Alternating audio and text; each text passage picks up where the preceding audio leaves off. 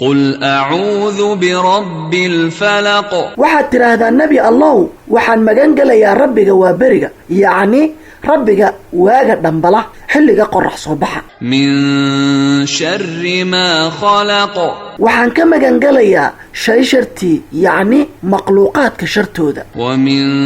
شر غاسق إذا وقب waxaan ka magan galayaa sharta habeenka yacni marka uu dayaxa madoobaado waa gudcurkee ومن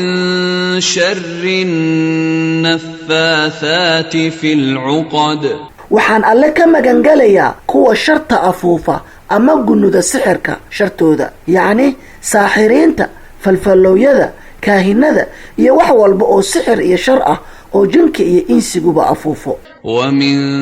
شر حاسد إذا حسد waxaan alle ka magan galayaa sharta xaasidka marka uu xasdayo